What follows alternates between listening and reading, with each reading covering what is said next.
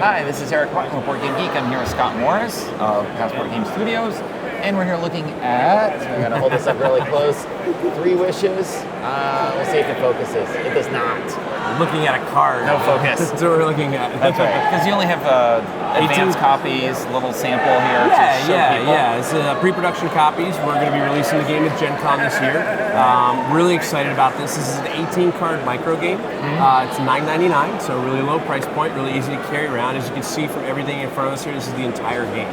Okay. It plays 3 to 5 players. It literally plays about 10 minutes. It's a great little game.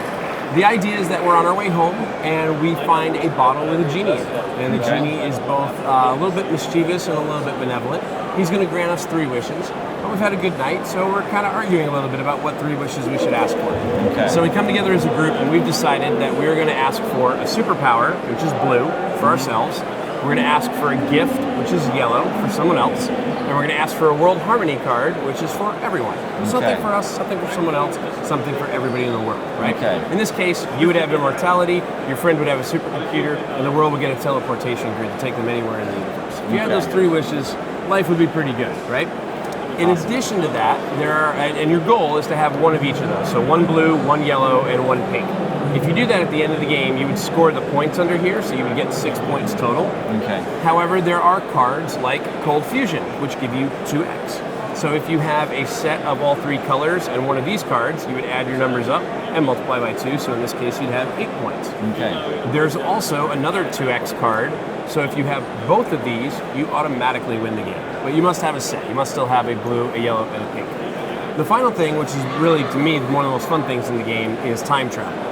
So time travel, if you go back in time and do something crazy like take a selfie with a Spartan, you get caught in a paradoxical loop and you can't win the game. Okay. So if you are stuck with this card at the end of the game, even if you have a set, and even if you have the 2 2x cards, you're still going to lose the game. Because that would just throw the universe into a complete black hole and who knows what's going to happen, right? And if you don't have a set of all 3, you can't win at all. You can't win at all and you can't score any points. That is right. Now you may say, Scott, that sounds really cool and really awesome, but how do I actually play this game and how do I get my wishes, right? So what you're going to do is you're going to shuffle up the cards that are in the game, and you'll notice that there's like these little pips on the cards. If you play with 4 players, you include the ones that have 4 pips. If you play with 5 players, you include the ones that have 5 pips. So let's just say we were playing with 3 players, so the 4 and 5 pip cards go away, and then we have 3 players, you, me, and let's say Aldi's behind the camera, just for the heck of it, right? That's right. All right, so what's going to happen is each player is going to get 3 cards dealt face down that you're not able to look at, and then 2 go in the center, and 1 always gets ditched and thrown away, okay? Now, we don't know anything about these wishes. We have no idea if they're good or bad yet. We're hoping they're good. We don't know if we have a set.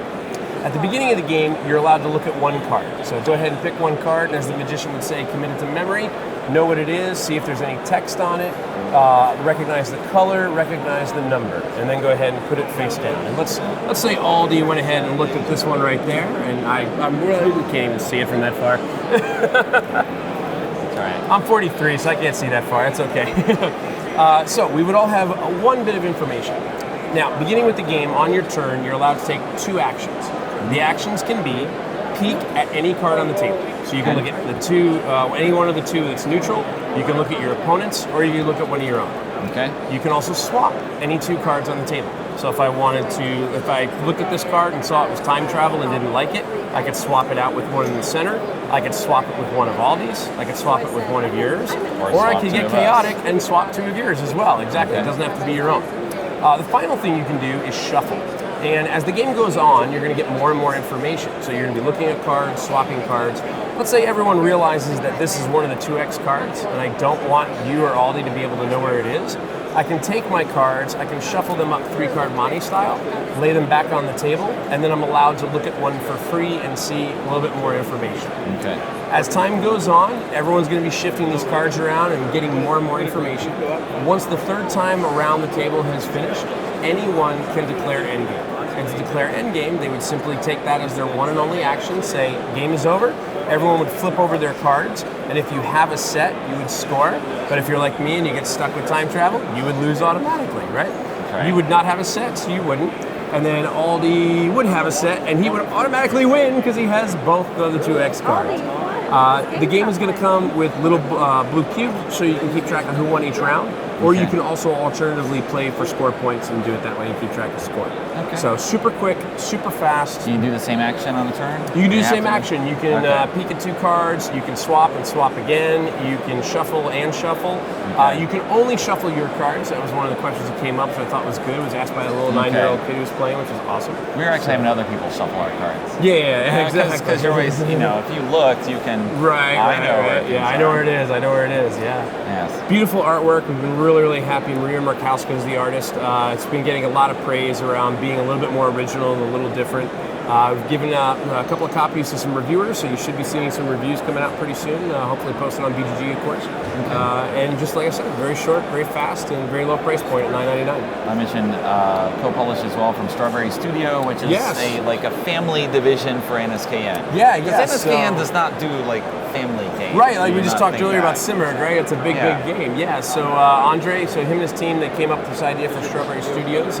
It's a joint publishing venture with them, and we're really happy to do that. They're a great company.